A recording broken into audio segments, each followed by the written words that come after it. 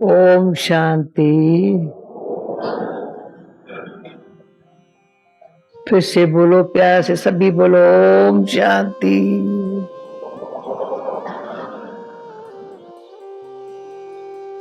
रूखा रूखा बोलने में मजा नहीं आता है, प्यार से शक्ति स्वरूप से ओम शांति बोलना। तो बोलेंगे नबी पंतु चेहरे से लगेगा, इसमें शक्ति बहुत है। तो बाबा ने आज कहा बुद्धि को भटकाओ नहीं।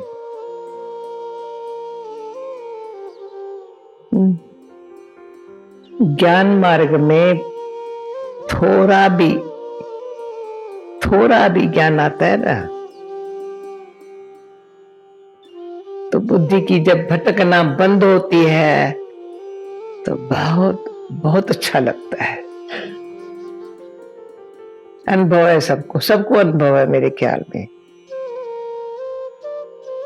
जब बुद्धि भटकती है कितना दुख और सिर में दर्द, दुख भटकने में दर्द,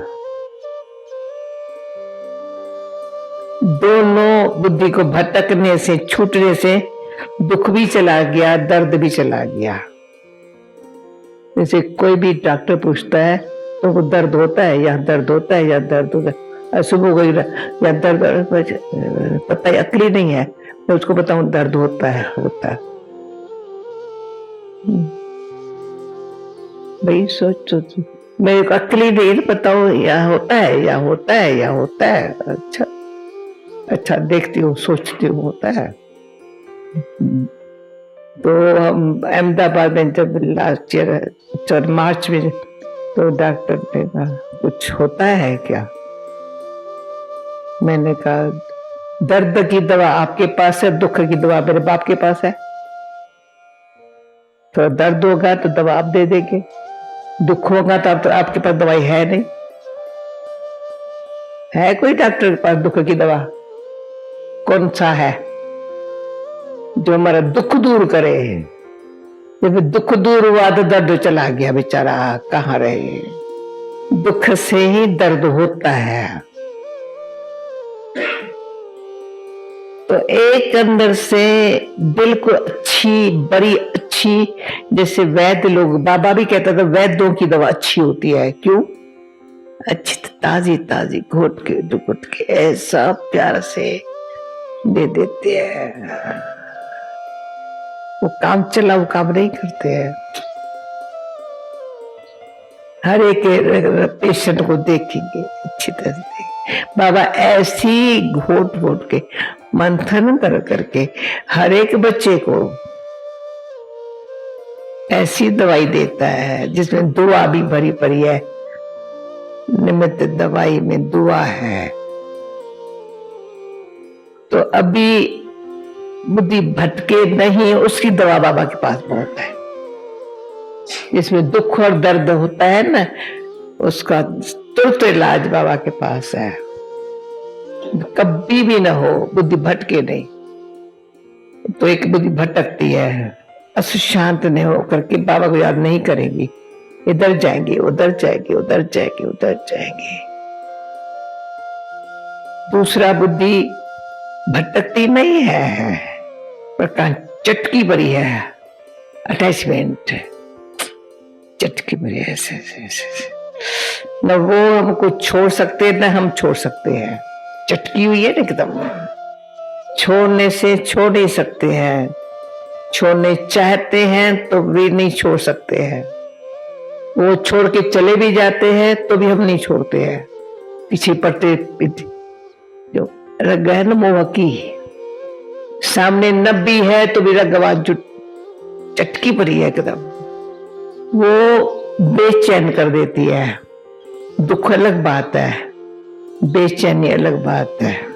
हमारा आजकल पुराने गीत नहीं बजते हैं ना, पहला पुराना गीत ये था, इस पाप की दुनिया से और कहीं ले चल, चित्त चैन जहां पाए दूर कहीं ले चल।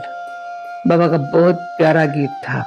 जब वो ग्रामोफोन का कार्ड था ना, तो जब गीत बजता था ना, कोई कहते इस रिकॉर्ड में जादू है, हमारे सामने नहीं बजाओ। चित्त चैन जहां पाए दूर कहीं ले चल, ये पाप की दुनिया है। तो ये पाप की दुनिया जब समझते हैं ना, तो बाबा को कहते बाबा आप ये, बाबा भी कहता आओ दूर, आज मुरली में क्या है, दूर चले आओ। ब्रह्मा बाबा को भी देखने दे, उसको देखने में रह नहीं जाओ।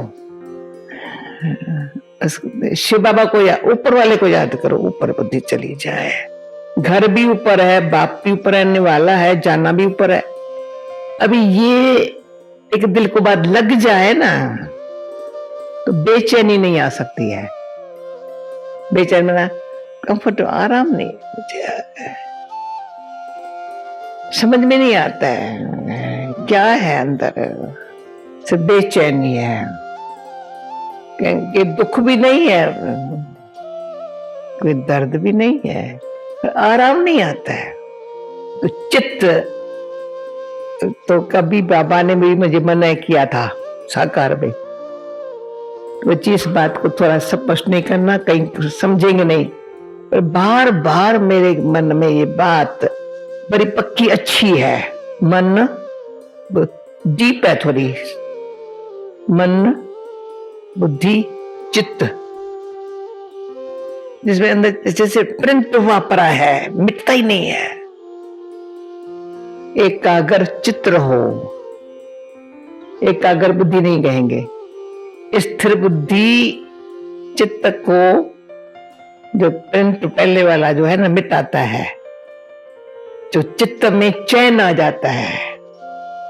नैन चैन, भाई नैन दिखाई पड़ता है, चित्त में जो बात है ना वो चैन में आती है, नैन में आती है, सूक्ष्म है चैन। चित्त बुद्धि भटक रही है, पता चलता है कहां भटक रही है, उससे छुड़ा सकते हैं अपने आप को ज्ञान से, योग से। थोड़ा थोड़ा योग है, सच्चा योग नहीं है।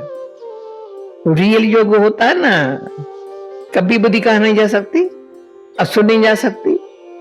रियल योग में, रियल योग माना सच्चे बाप के साथ, ऊपर वाले रहने वाले के साथ, और ब्रह्मा बाबा जिसके द्वारा पढ़ा रहा है, वो उनको फॉलो करके उन जैसा योग लगाने के लिए ईगो अटैचमेंट से फ्री। जब तक अंश मात्र भी ईगो है, अटैचमेंट है, सच्चा योग नहीं है। उसके बाद एकाग्रता की शक्ति नहीं है अंदर चित्त में। कहते हैं मेरे मन चित्त में भी ये नहीं था। मन माने संकल्प, बाबा ने चित्त साफ कर लिया। पहले जो प्रिंट हुआ पड़ा था ना, संस्कार अलग है, चित्त अलग है, ये समझ जाना। सुधा बहन थोड़ा स्पष्ट करना पड़ेगा आपको, पहले खुद को। मन बुद्धि संस्कार तो आत्मा में ज्ञान सबको है, पर आत्मा मानी स्थिति क्यों नहीं है? बाबा की सच्ची याद क्यों नहीं है?